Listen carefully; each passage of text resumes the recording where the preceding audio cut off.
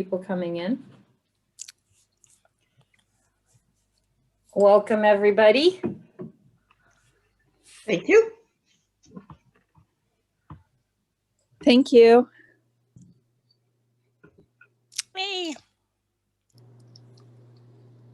Hi. Hi. Oh, hi, Claire. I'm trying to figure out, this is Kelly Mack.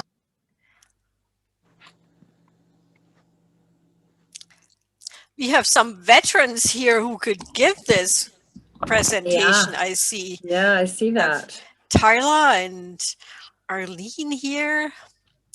And I think the other Arlene is going to join us too. And we've got Marilyn. Oh, there is Arlene. Yeah, I'm just kind of, and Christine, our tireless champion for Ontario. Where is? Yeah, we had quite a few people registered, but it's okay if we are not so many people because we have more of a chance to talk, and we'll do it again anyways. Yeah.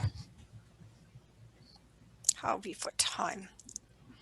Aren't you proud of me, Angela, how I scaled down the number of slides I have? Very well done. Although, you know, we can hear you, we can listen to you talk for a long time, Petra. It's not a big deal for me, but we want to try and stay on track. I can talk for a long time, but I want to give other people a chance to talk. Yeah. Want to stay on track. Yeah, and we don't want to, you know, want to kind of keep it to an hour because these Zoom meetings do get tiring. Yeah. Yeah. Yeah. I have to turn on another light. 25 people, and it's 10 o'clock, so maybe we'll give it a couple more minutes and well, we can kind of chat and get started, and I can let people know what's going to happen. Angela is going to record this session. So if anybody has a concern about recording, then please let us know. But we record it so we can share it with other people who aren't able to come. For those of you who are new to Zoom, on the bottom there's a chat feature where you can type in questions. In the end, after I'm done the formal presentation, we'll just unmute everybody again, but during the presentation, Angela will have you muted. So the purpose of this meeting is that I know several of you also came to the Grief to Advocacy presentation where I gave a sample of a talk that I normally give to show people what you might be able to do in terms of giving presentations. Today, our aim is more to provide an introduction to the advocacy that we do and give you some ideas how you might get involved with that. And there's a little bit of overlap with what I presented last time. So if you were at the last presentation, forgive me for that, but there isn't too much. But there is an overlap talking about why we share our stories. And then we look at Mom Stop the Harm, mission, vision, values, which you all checked off on when you decided to join. But I know that in the emotional moment, it's sometimes like, you know, when you download software and you agree to that agreement that you have never read. So you want to take a closer look and what's important about that. I'll give you an overview about what we do. Many of you already know what we do and are a big part of what we do. You contributed. Again, overlap to the last presentation, what we did in 2020 and some of our wins. And then we talk about how you can inform yourself, and there's some upcoming opportunities that you could get involved in. And then towards the end, we have time for discussion. So I'm hoping to wrap up the formal presentation at around 6:30. So we have time for discussion then. So 6:30 is Germany time. Yeah, 6:30 my time in in 25 minutes roughly. Yeah. Don't let me confuse you with the time. I'm confused at the best of times. So why we share our stories? We know that much of what happens in drug policy is really not based on the evidence, what the evidence tells us, but it's based on societal standards and morals and beliefs. For example, that abstinence is the only way to go. We know that the evidence tells us otherwise, that if you struggle with opioid use, actually substitution treatment with methadone or Suboxone is the way to go. And there are a lot of myths like substance use is a bad choice is another common myth that prevails. And in many of our provinces, sadly, what is happening is based on those kind of beliefs, you know, that people should just quit, get with it. And we know how hard that is. So what we do, we have found that in sharing our stories, what I say, we open hearts, and opening hearts leads to opening minds. So we really try to get through to politicians, to policy makers, and of course the general public with the stories that we share to illustrate what we experienced, what we learned from it, what grief and trauma we have experienced, and what we can do to change that.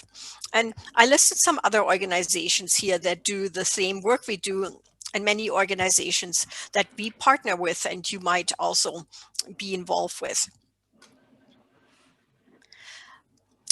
After Danny died in 2014, I was watching the news. I set myself a Google alert for fentanyl. I was watching the news and realized how many people were dying compared to the numbers we have now. It's not as dramatic as the horrible numbers that we just heard from today. The federal numbers actually were just released. But at the time, it was just horrendous for me to see that happen. So I reached out to the media. And through these stories, I met up with Leslie and Lorna, and we founded Mom Stop the Harm. And now recently the board had a chance to sit down and we reviewed our mission and vision and values. And our mission is really to advocate to end substance use related stigma, harms, and death. But we also provide peer support and we welcome new families. And I will touch on that in a moment. But that is really, we really hope that everybody can remember the mission. Like, who is Mom Stop the Harm? We are a network of Canadian families impacted by substance use related harms and death. And what's your mission? To advocate to end substance use related stigma, harms, and death. That is pretty much what we are fighting for in a nutshell. Of course, it's a lot more complex, and how we get there is very complex. But that's kind of the end goal. If you go to our website, you find the mission, vision, and values there where you can look it up. And I highlighted some important points there. We want to end the failed war on drugs. It's over 50 years of war on drugs, and all it has caused is more people in jail, more people dead, and more drugs on the street, and lots of money spent on policing, on criminal justice, on locking people up, and as we know, not enough on actually helping people. So we call for evidence-based solutions. So evidence means if there's research or there's practice in healthcare, we want to see what works, and that decisions that are made are based on what works and actually helps people. We ask for policy change. Like much of what happens, for example, the provision of safer supply or supervised consumption sites and all this, that's all written in drug policy that comes from government. And we want harmful policies changed and want them improved. And we take a harm reduction approach. We say we meet people where they're at. And in the previous presentation I gave in the Grief to Advocacy, if you can watch that on YouTube, and you can learn more about what it means to have a harm reduction approach. But what we also focused on, that people are not criminalized for their substance use, that those who use have access to safe supplies so they don't die from toxic street drugs. And then in addition to that, we support one another, and we want to empower families, and we want to share our stories, as I explained earlier, to lead to positive change. Here it just summarizes kind of the main points: decriminalization, safe supply, harm reduction in all provinces. In Manitoba, they've just gotten access to naloxone, which has been available in other provinces for years. We look for evidence-based treatment, of course, upstream prevention and the meaningful inclusion. That's an acronym you will see, PWLLE, as people with lived and living experience and their families. In drug policy, you hear that a lot. People with lived experience are people who would have used, like in this case, it's based on substance use. These are people who would have used substances in the past and are in recovery, however they define that recovery for them. And people with living experience are typically people who are still using substances in some form. And this is kind of focused on problematic substance use. I always remind people also that there are lots of people who use substances not problematically, and that we don't all want to stop. Indeed, after I'm done giving this presentation, I might indulge in a substance because I live in a wine growing region here, and I picked up a really nice bottle of white wine and might have a glass of that. So the two things that we do in a snapshot are advocacy and peer support. And of course, I'm biased for what we do in Alberta. So on the left, you have a group of us as we are getting ready for our protest for supervised consumption and a die-in in front of the Alberta legislature. And on the right, peer support, that's our Healing Heart group, Edmonton. We had a Christmas social, and we were decorating cookies that were later taken down to one of the consumption sites. So I go into both a little more. Peer support. You guys are all part of that. You know that. We have a public page that is more focused on kind of advocating and educating.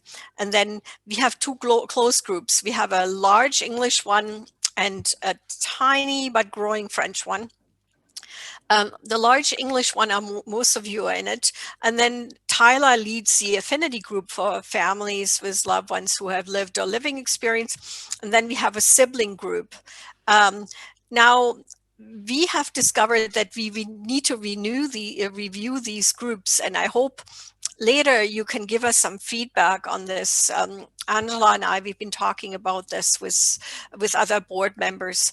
But the closed group is getting very large, and we are thinking, should we break it out to provincial groups? Should we break out between grieving families and families who need support with a loved one and advocacy? So these are just some ideas, and we hope you can give us some indication what might work. The sibling group is sort of there, but not doing very much. We also have one provincial group for BC, and we're hoping to add one for Ontario soon to give those provincial groups a try. There are probably lots of reasons why the sibling group aren't doing much. One might be that the younger generation is not really on Facebook that much.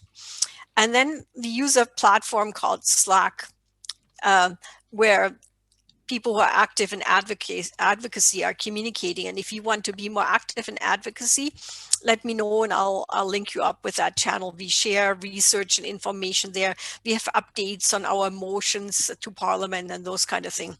So these are kind of the peer support groups. And then what is really exciting, and this is just brand hot news that is not publicly announced yet.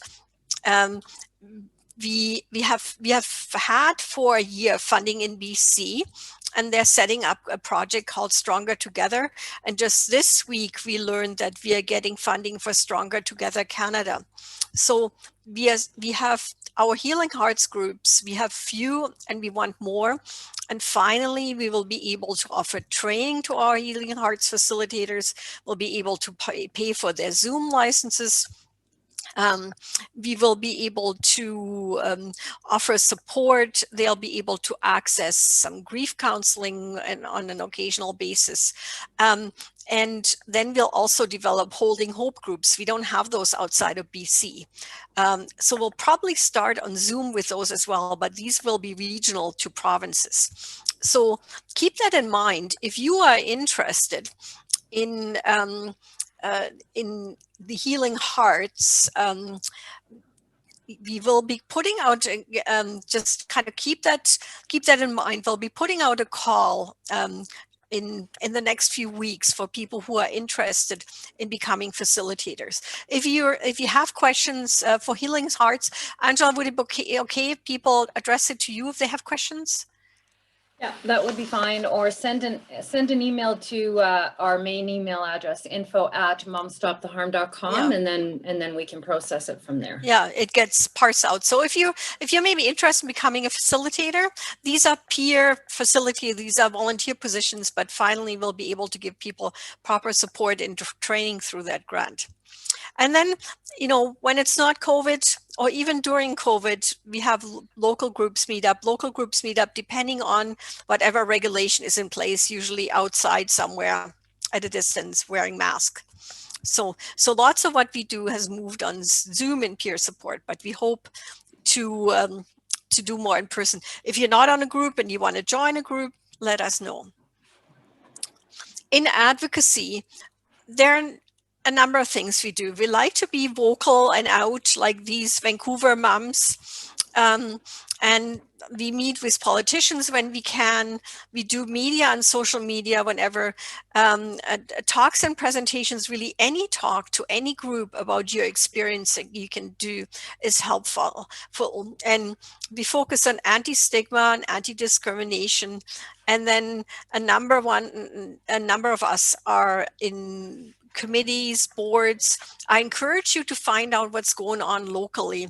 If you have a harm reduction group or any kind of a local coalition, get in touch with them. They're happy to have parents and families as part of their organizations and to help their work. And then, of course, some of us also participated in research projects, and you can learn more about that as well in the webinar that I gave last time, and there's information on our website. Now, a good place as an advocate to get started is to inform yourself. And we actually have a lot of information on our website that you can also send other people to. The page that's visited most often is the one with our loved ones. And if you haven't submitted a photo, you can send that also to info@. We'll send you a photo release form. If you would like to add your loved one's photo to our gallery on the website and on Facebook. These photos are really, really powerful. And on Facebook, nothing gets as much attention as the photos of our loved ones. So let them tell their story through you. It's really, really powerful.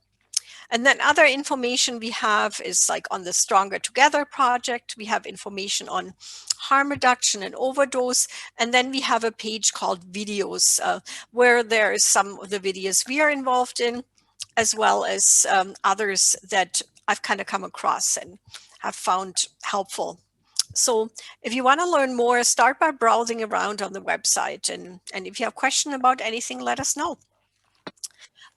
There's also the Advocates Handbook that some of you have, and I will send it out after this meeting again, everybody who attended. There is much of what I'm talking about today is in that handbook.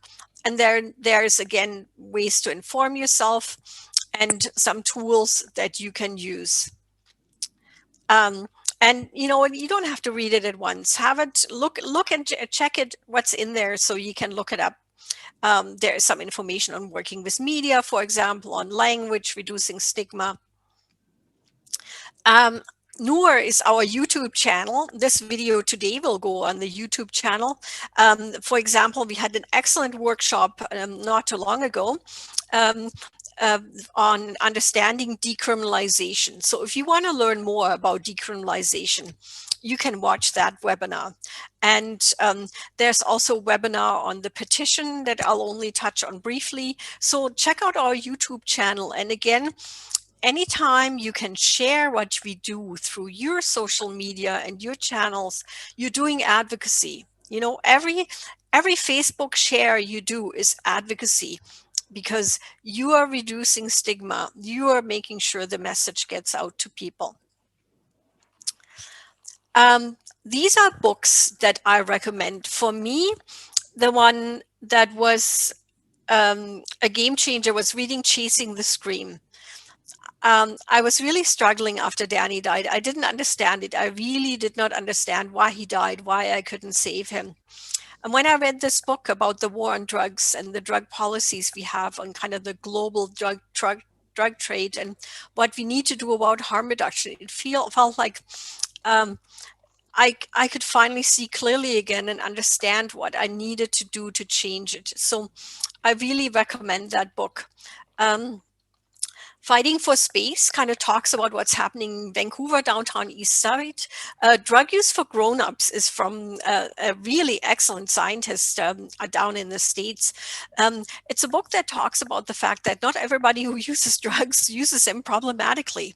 That as grown-ups, we use substances, and some are legal and some are illegal. And why that is the case doesn't make sense, and we need to change it. And Carl talks about it. Incidentally, he chaired the very first panel I ever talked on, and he was so kind and generous and encouraging. I felt, when you do your first panel, you're really, really scared. And I talked to him beforehand, and I had the feeling I was in safe hands with Carl. He would not allow for me to get hurt by questions, by comments or anything. And he didn't allow for that. So I have a soft spot for Carl because of that. Overdose, Heartbreak, and Hope is sort of easy to read, high level intro into what's happening in Canada by Ben Perrin. And Fighting for Space is by a journalist friend of ours, really talking about the history of harm reduction in Vancouver. So this is your COVID reading. Now, some of the examples of things that we've done, for example, we had for the first time ever, our members in Alberta participate in an unsanctioned overdose prevention site. Unfortunately, the site is no longer operating. They were just facing vicious opposition in Lethbridge. But we thought when the site started out, having some moms there would sort of deflect things. And it helped with the public and it helped with the police, except with some people who just could not deter it. And they give out snacks and they give out hand warmers and clothes and stuff like that. So that was a really exciting venture. Many of you in BC have seen these trees. Many of our communities are displaying the Christmas trees. It's another wonderful awareness campaign. Sadly, one of our wonderful volunteers in Kelowna, Carrie, she set up a tree in her hospital and she tragically died in a freak skiing accident. And every time, she was not the one who came up with the trees. That was Darlana, right, Angela? Darlana first did the trees, yeah. But I think of Carrie when I see these trees because she was so passionate about them. The banners we had for Overdose Awareness Day, we couldn't have any meetings. So at the suggestion of Lorna Thomas, Angela worked really hard to get these banners up of our loved ones, and we had them in many cities, and we hope to have them in many more this year. On the right is board member Marie in Saskatoon, and that is a blanket she's holding up that bears the image of her son, Kelly. It's a fundraiser for the supervised consumption site there. And she lent Kelly's image for that. So some of the wins we've had over the years, I've talked about before, like naloxone, SES, the Good Samaritan law, more treatment, regulation for treatment centers, safer supply, decriminalization. There are several motions and resolutions before municipalities, and I'll talk about that again in a moment. That was a Mom Stop the Harm initiative that is picked up in many municipalities, and of course other people have pushed towards that as well.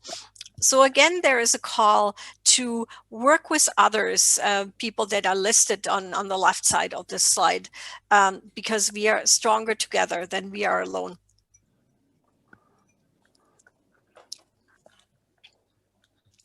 So where do you start? as I said earlier, any post from Facebook you share is a win. But you can also send an image in of your loved one if you've lost a loved one. And you can support us on social media. We are not currently on TikTok, but I saw some really cute from the Canadian Drug Policy Coalition. So if there's a young person in your family who's crazy about TikTok and wants to volunteer for Mom Stop the Harm and get us onto TikTok, we are not there. But if you have great photos for Instagram, send those to Angela. She looks after our Instagram. I look after Twitter. And my internet connection is unstable, so hopefully you won't freeze. So, and we do Facebook. And then you can participate in a campaign. Like for example, right now, we are collecting petitions. Whenever you get 25 signatures in our petition, the information is on our website under actions. Whenever we get 25 signatures on a petition, we send it to a politician, or usually we have 30 just for a buffer. We send it to a politician and hope that they will present it in the House. It's been presented in the House of Commons several times. And right now, you might wonder, how do I collect petitions during COVID? Well, Lori Hatfield from Lethbridge came up with a great idea. She emails pages of petitions to their friends. Like if a friend they have a husband, they have an adult child, they can sign it. Then you have 3 signatures and they mail it back. We actually need the physical copy. They physically mail it back to Lori. And then Lori got over 170 together with her son, who's currently in recovery and got help through a supervised consumption site. He collected most of them. So it's really exciting. So we have more of those going forward. So you can collect these petitions. It's really to take action on the overdose crisis and to consider options such as decrim and expand safer supply, but really take this seriously. And then we also have a motion that can be presented to municipalities that we emailed out to all municipalities. So if there hasn't been any discussion where you live, give them a call. Phone your counselor, phone your mayor and say, hey, I heard Mom Stop the Harm sent you this in October. Have you done anything? Yesterday, Montreal voted on it. We had Saanich, Kamloops, and lots of other smaller communities. And many use our text in their motion. And then what happens, Vancouver and Montreal went further. They actually voted to ask for decriminalization, like a Section 53 exemption. When a community passes our motion, then HIV Legal out of, are they in Toronto or Montreal? I forgot, I think Toronto. They follow up with that community. So we kind of pave the way for them to know which communities could be shortlisted to be contacted to ask for the Section 53 exemption. So another great example where we've worked together. If you have questions about the municipality, let us know, right at info@momstoptheharm, and we'll put you in touch with Catherine or Christine, who out of our Ontario team, they're the champions of the motion. Yeah, and of course you can ask questions later about this. Now, some upcoming events. Something new this year. This is not finalized yet. You are hearing, the early stuff. We are hoping to have a walk on, there is a bereaved Mother's Day. It's a week before Mother's Day. And we're hoping to have a walk in many communities, and that walk could be one person, 2 people, depending on the COVID situation. It could be you're walking around the block with your dog as part of it. We'll do whatever is possible under COVID, but it's all around raising awareness. And we'll again have photos, and we'll create a Facebook page for it. For our Purple Ribbon campaign, we do that for International Overdose Awareness Day. Then we have our team in Manitoba. They don't stop at ribbons. They get the entire province purple with ice cream and everything. So we'll have more information on that. And then again, there's a Facebook page. Support Don't Punish. The photo here, we are wearing Support Don't Punish t-shirts. There are often events in communities that you can participate in. We don't organize that. And we also participate in CAPUD, that's the Canadian Association of People Use Drugs, in their Day of Awareness. And last year they did it sort of not one day, they did it over a month online. So we don't know yet what they're doing. We participate in those, but the Purple Ribbon and hopefully the National Walk on Bereaved Mother's Day, those are our events. And you can plan that locally with some friends. You can get involved with a group if you're a larger community. Anything really doesn't get organized unless we do it. So if you have a great idea, get some people together. We can help you, but it's really up to each and every one of us. And that Christmas tree, for example, was just Darlana's idea. She got a tree, she got the ornaments. And now, Angela, how many trees did we have all over? I think 12. Yeah, it started with one tree, now it's 12. So you can plan that already for next Christmas. So other great things, that exciting news to share. There is a new overdose prevention hotline Canada-wide, and there's information on that on our website too. Please share that with anyone who should know about it. You phone this number and somebody will stay online with you while you're using. So we're looking for ways to keep people safe during COVID while they don't go to consumption sites, but also that large number of people who don't go to consumption sites, who use home and alone. And as many of our kids have, like something that could have kept, I know it could have kept Danny safe. And so I'm really excited about that. And there are also some apps that you can use, the Be Safe and the Lifeguard app, but I really like the sound of that phone line. And then I already explained to you Stronger Together BC and Stronger Together Canada. Stay tuned on that. We are looking for some positions on our board. We have a long-term member who's interested in representing Manitoba. We don't have anybody from the Atlantic provinces or territories. We are well covered with BC, Alberta. We have somebody from Saskatchewan, could probably use a second person there. We are probably looking for an alternate for Ontario, as some of the Ontario board members are sometimes very busy. So if you're interested in that, also let us know.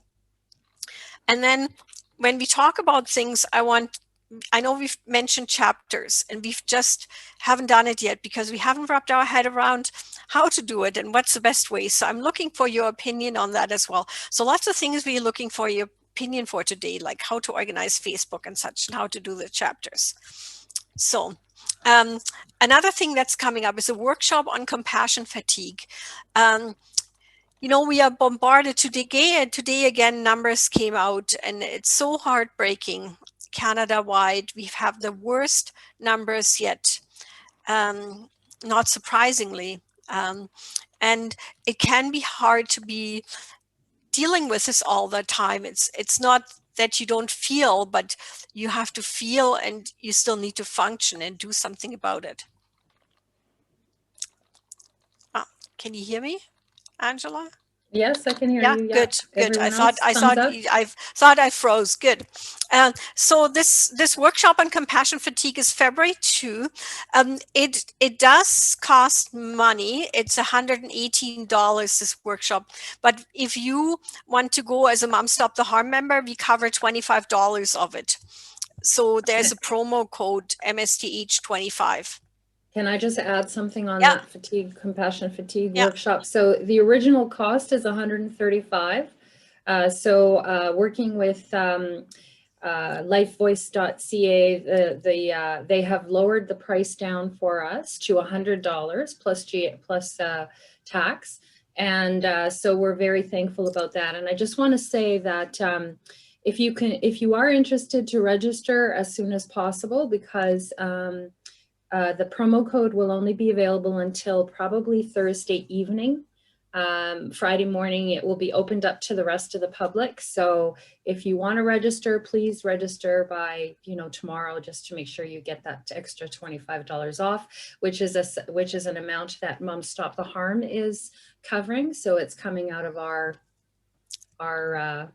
account. So please register. I think it'll be a good course or workshop. Yeah. So what we plan, I hope to have a meeting like this about 3 times a year and attract people who couldn't come the first time around, like the same kind of meeting, and for new members. But in between, we want to have Zoom calls where we just do updates, what we've done on advocacy, and kind of just to share.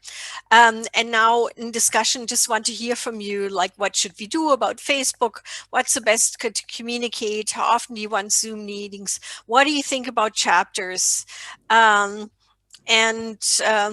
Yeah, basically that's what I'm hoping to kind of pick your brain on. And also, if there is something exciting you're doing right now with advocacy and you want to share, you can do that as well. What's the best way to do, Angela? Probably with raising hands with this many people. In the chat feature down on the bottom, you should be able to raise your hand. There's a button where you can raise your hand or put your hand up and I'll try and watch it, or even still ask the question in chat and we can answer the question that way. So I just want to go back to some questions that were answered while you were speaking, Petra.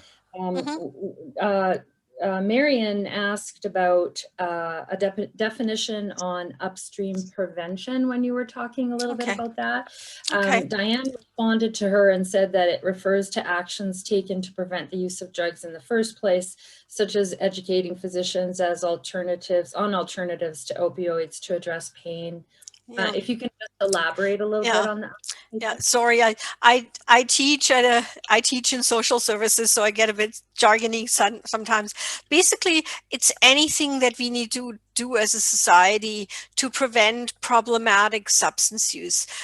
We know that a lot of our kids, our loved ones, struggle with mental health, and we are lacking mental health services. So having good mental health services would be one thing that we can do as upstream prevention. But then there are also huge issues, like CRB, when everybody got $2,000 when we were at home. Wasn't that brilliant?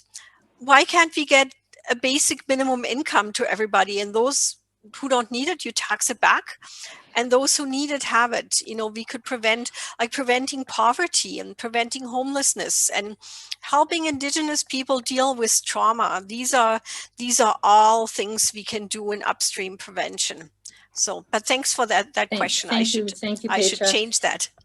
The other question we had was Diane had a couple of questions, and she asks about the Slack question. So the Slack channel rather. So that's sort of under advocacy, as well as she was asking about available presentations, PowerPoint to present maybe to the municipalities. So I'll let you ask. Yeah, send me an email. I have a shorter and a longer PowerPoint presentation to municipalities. I have to update that slightly because we got new federal data today. So I'd have to change a couple of slides with the latest federal data, but it's about 10 slides at PowerPoint. And if they're not set up for PowerPoint, you can just print it off, hand it out, and talk to them. So if anybody wants to present to municipalities, just send me an email. You all have my email because the Slack channel. The Slack channel is more about advocacy. So maybe you can just kind of talk about how it's to just get a way. It's a way to communicate. On Facebook, they forever changing their algorithms and trying to find something on Facebook. Like sometimes I post something and Angela tells me that I have a typo that has happened. And then I can't find my own post on that Facebook page. It drives you mad. So we went to Slack, which is a business-oriented platform, and that we have different channels there. We have one where we just chat, and we have one where we share research, and one where we share media story. And Catherine updates us on any motions or petitions that have come through. So any one of you who wants to keep more informed, let me know. And it's fairly easy to get around once you get a hang of it. Perfect. And Marilyn has her hand up. So Marilyn, if you want to unmute and ask your question. Or comment, give me your opinion on all those questions I had. Oh, you need to unmute, Marilyn. You're still muted. Okay, there. I was getting organized for what I was going to say and forgot to unmute myself. I really like the idea of more Zoom frequently or more often, because I feel isolated. I'm working from home, and I had mental health problems before this, and now it's just worse. And I really like the chapters idea, because I think that would also bring us together and stronger together if we had some chapters to pull people in, because I feel like we're kind of loose. I don't know if that's the right word, but that kind of scattered looseness. And I would like to go on the Slack. And I also am asking, I know you talked about a PowerPoint presentation for the municipalities, I think you said. And I'm wondering if I could use it, and of course I haven't seen it, but because I'm on the board for the Canadian Mental Health Association in Saskatoon, and I'm trying to be kind. Some of the board members, some people on staff have been quoted in the media that I feel could use some education. That one might not be the right presentation, but I can send you other ones too. Like anybody who knows how to work PowerPoint, I'll send you my presentation, and you take out my story, you put in yours and change it the way you see fit, as long as you don't change our mission, vision, values, and your presentation is in keeping. You can do with that PowerPoint, you can make it yours, because everybody has a different way. I'm sort of a bit of a linear thinker, so some people like to be a bit more creative with things. And again, if you send the email to Petra directly or to our general mailbox, info@momstoptheharm, that's an easy one to remember, and then we'll get that information to okay. When you send it to me directly, put it in the subject line so I see it, because sometimes my email box gets a little swamped. And if I see it's something that I can do real quick, I do it right away, like PowerPoint for municipalities or, Thank you, Marilyn. We just have to move on because we have a few more questions to address. Thank you. Just before you cut me off, I was going to say thank you for that time. Okay, thank you so much for coming, Marilyn, and for the question. And so we have Helena. Helena.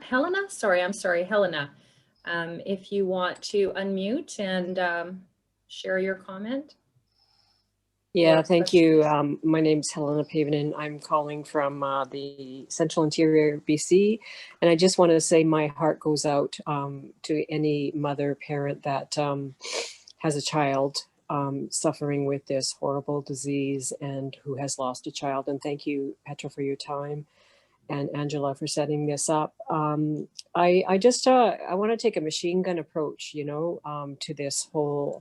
I'm in recovery myself. I don't have children. I'm a strong advocate though, and I will do everything in my power to support you. I have a degree in addictions, family systems with adolescent substance abuse, and my past role was assistant professor of nursing with mental health and addiction. So, and I used to send my students to AA meetings to get them educated on addiction. So I support, I would love weekly Zoom meetings. I think more is better because otherwise, we can fade out into the into nothingness. And I wonder, like, I would love to do this, I would go to Zoom NA or AA meetings and start advocating there for people there to become advocates and to start approaching on the local political level to bring awareness in media and everything like that, and even to have parades about, increasing the exposure. This is an important, heartbreaking discussion, which needs to be highlighted more than it is. And so, and the thing about financial support serves, the money unfortunately goes to drugs and alcohol. It doesn't go to food. I know as an addict, I would never have spent that money on food if it could go to drugs. So unfortunately, it doesn't raise poverty. It just increases more addiction. So thank you again for all your service. I really bless you. Bless you. Thanks for your comments, and great to see more support in the interior. I don't think we will manage weekly meetings. It's just there's probably, but I'd be hoping for monthly updates to kind of get together, and we see, you know, as we grow and as we have chapters, we might do the meetings provincially rather than nationally, because we find our issues are so different, you know, and all of us are living with BC envy. Just quickly on your comment on the CRB, you know, my thought is, if somebody people who use drugs need drugs, and they need to get drugs, and drugs cost money. And if somebody doesn't have to steal something, or sometimes people do other things to make money that are really can cause them harm. So if somebody can take a government check to buy some drugs because the government doesn't give them safe supply, then, you know, I know it's for me, the answer is always supporting the person. I don't blame anybody who cashes at the CRB check and gets with it what they need at that moment. I think we should give people safe supply. Then they can buy food with their CRB checks. You know, that's really where the answer lies. So just good point, Petra. Absolutely. I think that's something that we fight all the time. People are talking about CERB and that you know, what people do with their money. And you know, I think we've had this conversation before. Money doesn't create, you know, a person to use drugs. So that's good. Another quick comment in chat from Marion, who works at SAIT in Calgary and is asking about presentations. So again, Marion, if you want to send an email to info@, and we can probably send you something on that. Petra has a lot of, she teaches at Grant MacEwan when she's not in Germany. So, you know, she's got a lot of information for that. I actually still teach at Grant MacEwan even while I'm in Germany, because I'm a distance. What do you do, Marion, at SAIT? Oh, we can't hear you. Yeah, she's unmuted, but can't hear. Oh, maybe her microphone's turned off or something. Otherwise, you can just put it. You can put it in Slack. You can type Slack. You can type it in the chat. Oh yeah, now I can hear you. Yeah. I just needed to put in my other headset. I had you on a speaker. So I'm an academic chair. My portfolio is communication and liberal arts studies, and I supervise a team of 40 faculty who go their courses across our programs.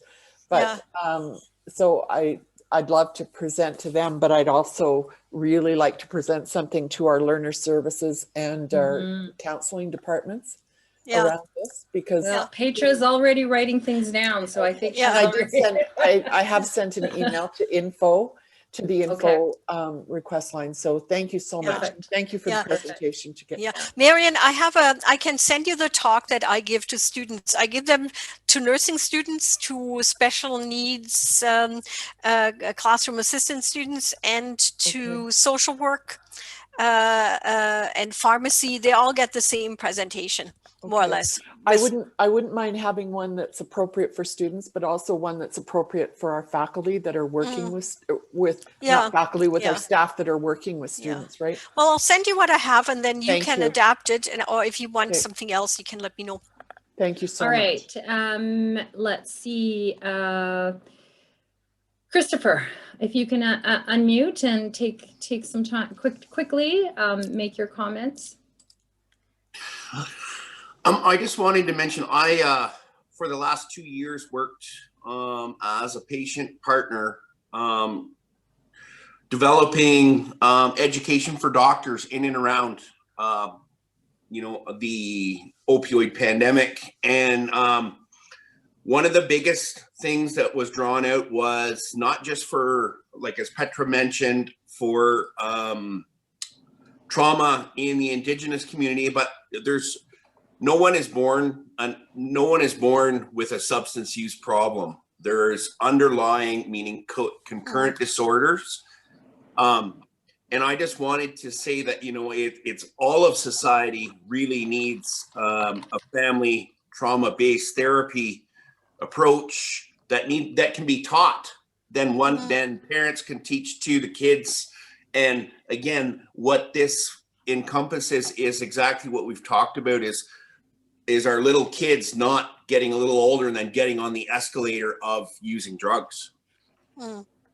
And I just wanted to mention that, that's one of the big things that I'm trying to build advocacy around is to get our governments to implement Canada-wide that, if they can teach us math in school, there's no reason why they can't teach us emotional training and for the parents to get the training as well.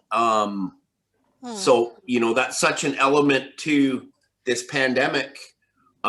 Is there's never been anything like that in our healthcare or in our social care since the beginning of time. Yeah, it's really like we need mental health literacy. Where are you, Christopher? Where are you based? You're still unmuted. You unmuted yourself, or Angela did. Sorry, I did. Yeah. You have to unmute yourself again. I'm based in Penticton, which is just south of Kelowna. Oh yeah. But I try to be everywhere, right? Because you know what, this problem is everywhere. And I just finished a year as an overdose prevention specialist in our local homeless shelter. So there's so much work to be done. Yeah. And again, it's Mom Stop the Harm provides us a platform. Like I attended because I'm going to be a facilitator for both groups in the South Okanagan, meaning the Holding Hope, Holding Hearts. Oh, great. But there's so much more work to do just beyond the groups, right? And where you're talking about like the chapters and such like that, I'm in recovery. I've been in recovery coming up on 14 years. And I think and feel that, looking at our chapters in like for BC, we could do an interior where the interior groups all talk amongst one another. And then, like you're saying, then once a month, we could then meet at, say, the provincial level. So then all of the groups, meaning the provincial chapters, can then bring all of their info in what's working, what's not working forward, and then as a province we can discuss it and still support our other smaller growing provinces, because yes, there's different needs and different situations, but we're all seeking one solution, right? Which is the safe supply, decriminalization, and stigma. So I just wanted to thank you, and I will also be sending forth an email because, again, our local DNA services, as well as our municipalities, they don't know what to do because they're the municipality, yet the safe injection sites, the shelters are all provided provincially, and there's they don't have very much say of what can and can't happen in those facilities because they're all provincially mandated. Yeah. Well, eventually we really need to get we need to act on all levels of government. That's really what needs to happen. Thanks for that, Christopher. That's great. And glad to hear that you're a facilitator. I'm keen and eager to hear who wants to be facilitator in the rest of Canada. So thank you, Christopher. I just want to move on here. We have a question from let's go to Joyce, who had her hand up. So Joyce, if you want to quickly take time, I want to try and give everyone an opportunity to speak. So okay, unmute. I think I'm unmuted. Okay, first, thank you very much for this platform. I've been a member for the past 3 years, I think, following my son being an advocate and teaching me through his life. I don't know if I'm going to be a good fit, though, because my son never used Downs. He self-medicated for probably ADHD. He kept a lot of himself private to protect me. But the fact that most of what I see in print with Mothers Stop the Harm is opioid overdose.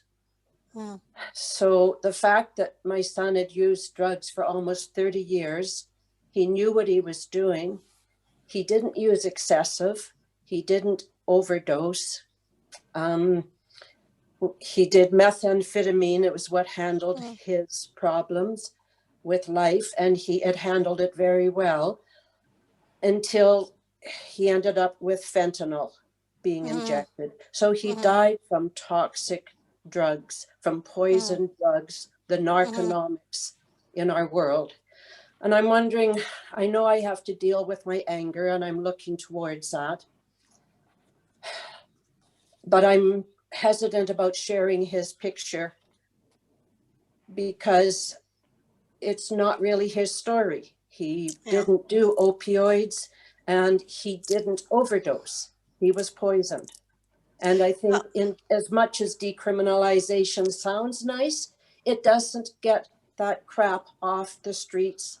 The only thing that does is legalizing and then controlled substance. And I just don't know if I can put his, share his picture on your site with that. Yeah, Joyce, you said so many things that ring true with me. Where I work to shift our language, whenever government or people, I gave a talk to physicians, they call it the opioid crisis. And I said, it's not an opioid crisis, it's a drug poisoning crisis, because opioids are not to blame. They're really good. I had surgery, they're good. And really is situations like your son. We have so many members where they had family members who are experienced substance users. And who are we to judge why somebody uses and what they are using? Experienced users over years, and then stuff is contaminated. So we are shifting the language slowly towards drug poisoning rather than overdose. But I often use them interchangeable because when you talk to a general audience, they don't understand it. I try not to say addiction.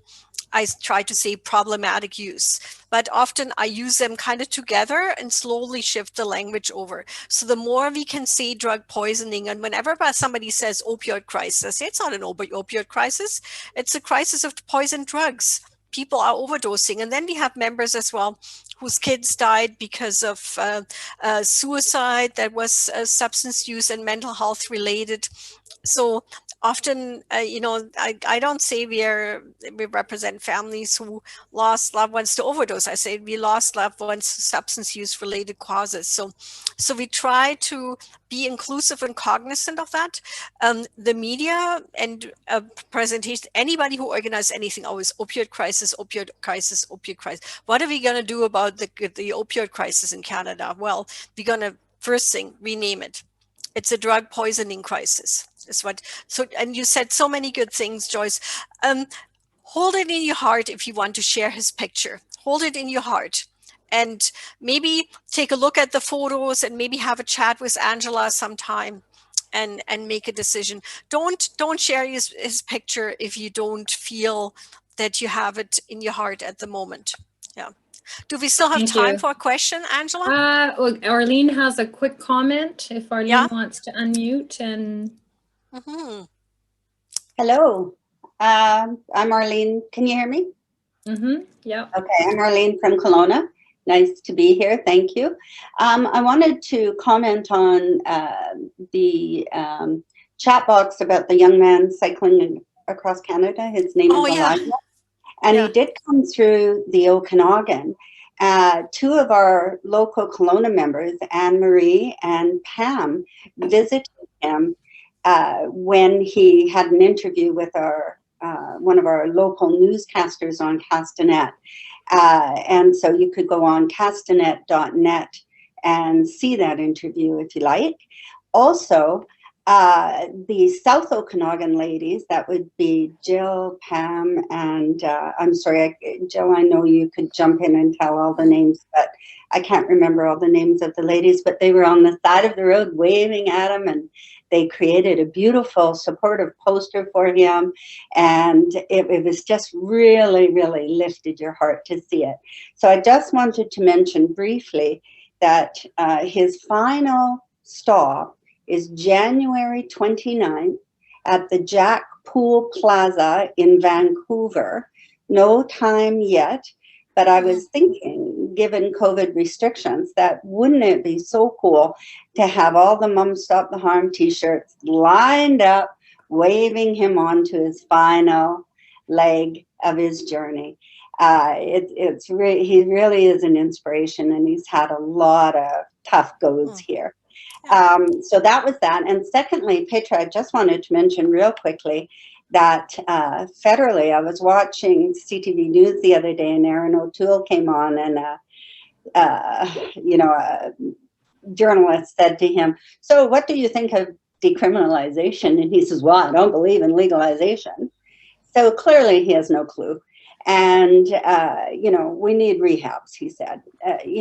So essentially, I think all I wanted to mention was that I think it's time that we educate the feds again, that we've got new people kind of running the country, and they need to be a wee bit more educated. So I'll stop now. And that was all I wanted to say. I love the idea of chapters, and I love these Zoom talks. Thank you so much. Thanks, Arlene. And by the way, if you love that decrim image that is gracing our Facebook page, that came from the hands of Arlene. She designed that for us. It was supposed to be the T-shirt for our Edmonton meeting that we never had.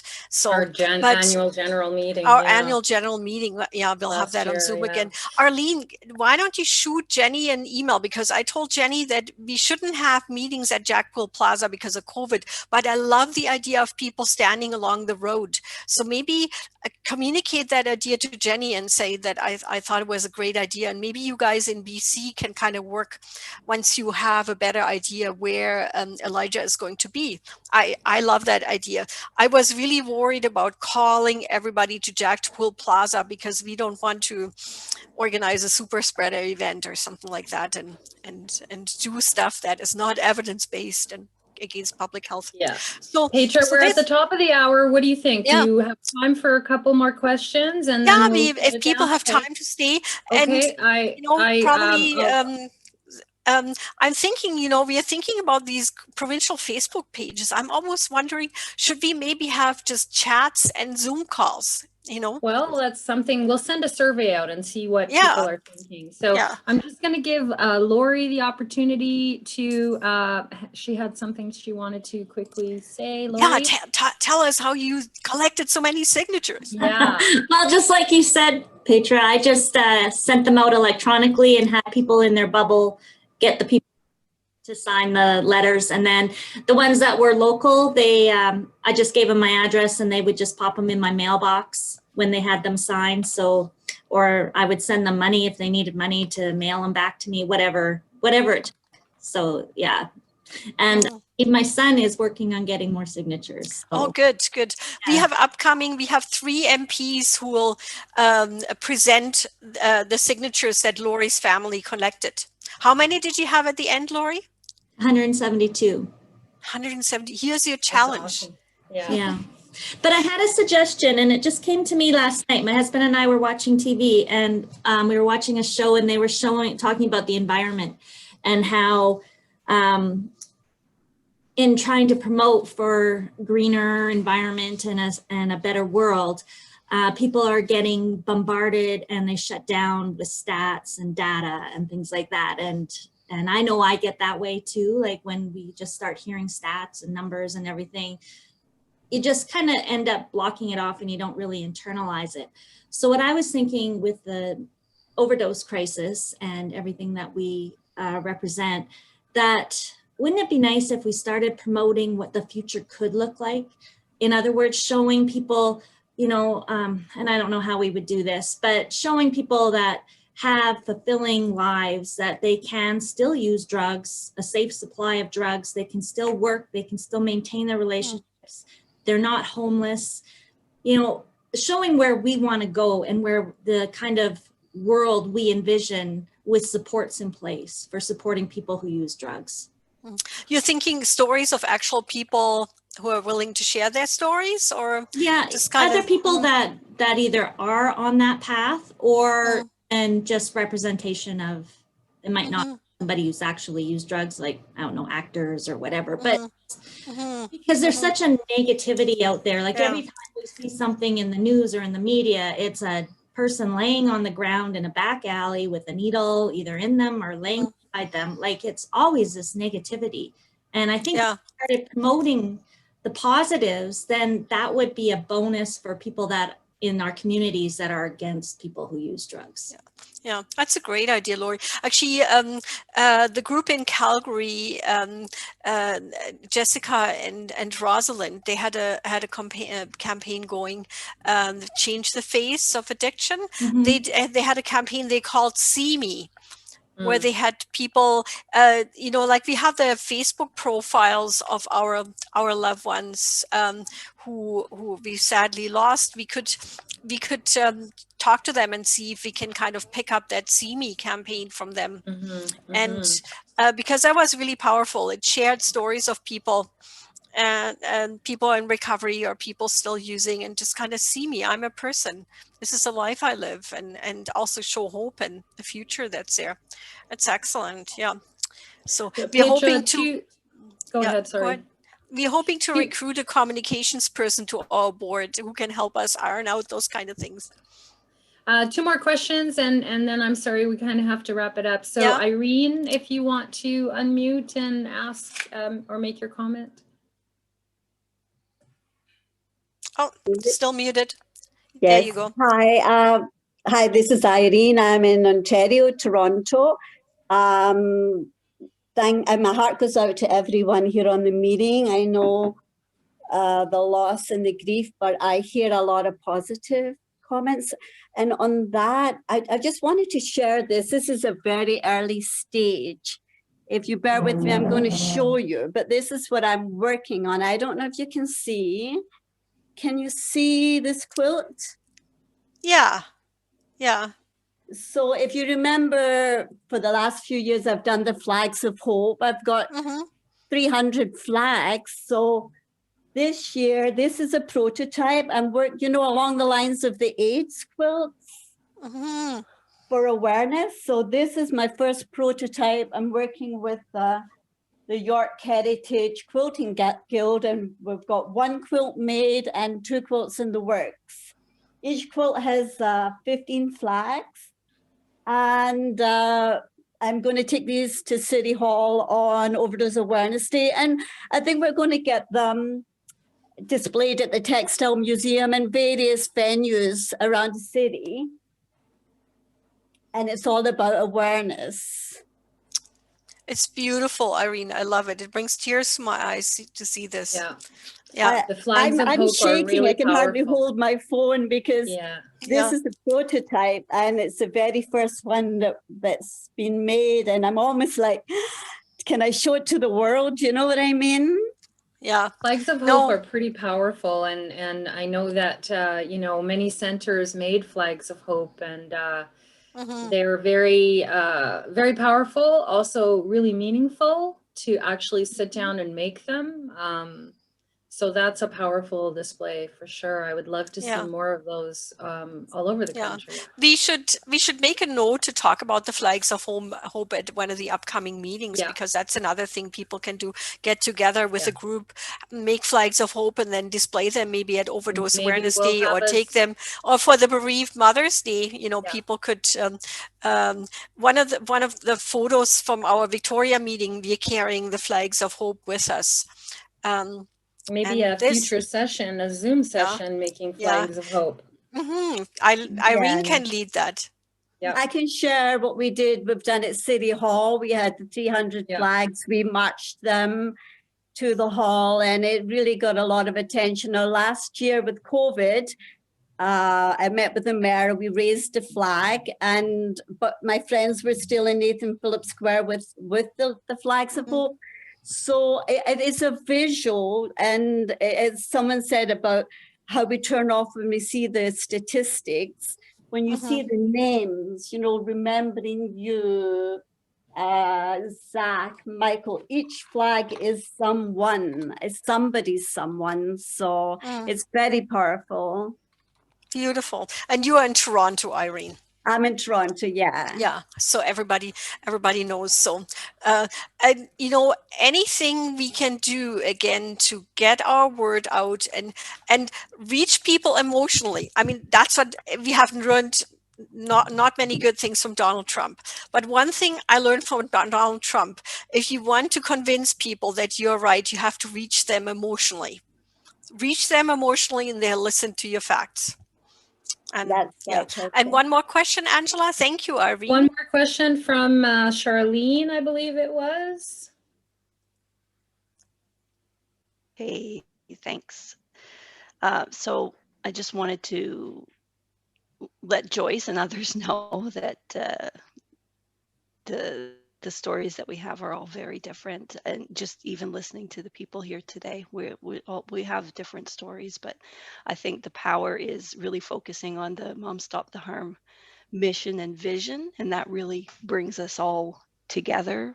Archie, my son, when he died, he certainly wouldn't have responded to the language of addiction, and he didn't think of himself in those ways at all. And really, he was a scientist and an experimenter and very curious, and he died because he was poisoned, right? It was fentanyl, but he didn't expect it to be there, and that's poisoning. And that also informs my advocacy. I won't stop until, you know, legalization is the only logical endpoint that would have saved him. So that's the only logical endpoint that I can stop at. Yeah. The advocacy work that I'm doing right now, so I'm in St. Lazare, Quebec. Oh, wow. And great. Yeah. Yeah, so I've been in touch with I'm pretty close to Montreal. I've been in touch with some of the organizations there, and they're great people doing great work. But I happen to work in Ontario, so my advocacy work right now is looking at paramedic services in Ontario and just sharing some best practices. Right now, we're seeing one service that started giving out take-home naloxone to their patients and to the bystanders and so forth. So I'm sharing that practice with a few of my colleagues around the province to get other paramedic services on board with that, as well as the paramedic data is very fresh data on overdose and what we would call toxicity. So getting paramedic services to try to share that data with their public health units. So, but my comment and my question really is around how you all deal with the grief and sadness and the work. I find the work takes so much out of me. I don't want to stop doing it. I want to keep going, but it's so draining. It's because it does have the personal story in every single time I do a presentation. I find it really takes more out of me than I ever expected. I've done advocacy work before, but never with my own story. So I just wanted to hear from you folks on how you manage that. Yeah, thank you, Charlene. Are you in touch with Isabelle Fortier? I'm going to say she's our Montreal member. I feel like it's a name I might have seen. She will love to meet you. She wants other active advocates. So I'll connect you. Yeah, Angela will connect you because and you know how we cope. You need a grief group. Angela, when she first proposed that to me, I thought, no, we need to do advocacy. We need to do advocacy, but we can't do advocacy if we're not strong. And it still happens to me today, and not when I give talks to like you guys internally to Mom Stop the Harm. You know, I can talk about things and I can walk away, and I can walk away from this meeting and I feel good. I have a good evening. But on Wednesday, I spoke to emergency room physicians and I shared Danny's story and such. And every time I give one of those big talks and share his story, I feel a little bit like I was hit by a freight train the next day. And you need to recover from that. So maybe you can also, you know, connect with Isabel and find out how you guys can set up grief groups in Quebec. We, you know, as we roll out Stronger Together, let's get more Healing Heart groups. The Healing Heart groups will give you the strength that you need to be a good advocate, because you cannot be alone with your grief. And other people will not understand your grief, and they will tell you to get over things. And people will tell you that your child's better off where they are, and unhelpful stuff like that. So you need to be with people who walk in your shoes. And one last point on, several of you said we need to legalize. You know what I always say? I say we need to legally regulate. When legalized, people have this image of free fall. I don't want a free fall for drugs. I don't want everybody to buy some methamphetamine. No, I don't. But I want people, adults, to be able to make adult decisions safely. So if a substance, all substances need to be regulated based on the benefits they have and the potential harms they cause. Like alcohol, we can all agree it's not free of harms. I know that glass of wine that I will have tonight is not so good for my liver and increases my cancer risk and probably will do something to my skin. It's already aging and all these things. So, but I make a decision that 1 or maybe 2 glasses of wine is okay. An entire bottle is not. But I can make that decision, and I know that my wine doesn't have ethanol in it. And when it says 12%, it's not going to be 50 or 100. And that's what so change your language, you know, say we need to work towards legal regulation, and we push decrim, because decrim is like baby steps, foot in the door. Once we have decrim and safe supply, we have 2 feet in the door. And then we slowly nudge our way to where we want to be. You know, and just one more last comment for me, Charlene, if you were asking earlier about what can you do, you're tired and that kind of thing in terms of advocacy, the compassion fatigue workshop is a perfect opportunity for you to you know, address some of that. We all deal with compassion fatigue, and I encourage, if you can, to register for the workshop. I think it will be a good opportunity. Maybe your work might even pay for that, because, as you know, if you work with paramedics, it's probably really good information to have. That's something. And one suggestion for paramedics, if there are systems to follow up on ambulance calls, that's what we need to do. We need to follow up on ambulance calls and connect and find out what happened to people and give them help.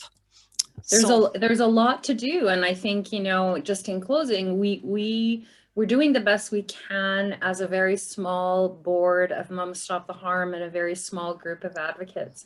Having said that, we have almost 2,000 network members in our organizations, and a handful are active advocates. So we really need to ramp it up, and we really need people to become involved in advocacy, and we need to take it to the next level.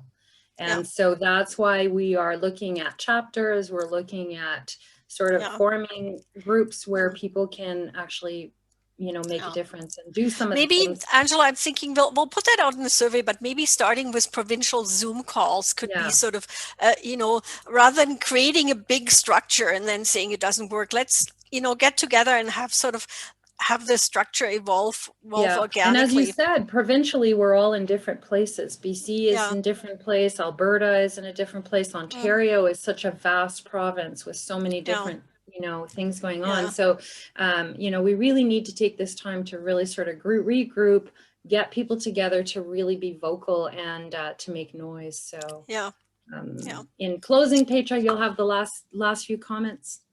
I just want to I want us to close. Today, the numbers came out till June, and I didn't get past the first sentence. You know, for all of us, numbers aren't numbers. We know what the numbers represent. So I want us to close with just a minute of, or I know a minute is long, of silence, but a moment of silence, and to remember everybody whose life we lost in 2020, 2021, and all the ones before. And if you have a loved one that you're hoping for and that they find wellness, let's think about them too. And yeah, and connect with us. Also, if you're hurting, connect. Yeah. So let's take a moment.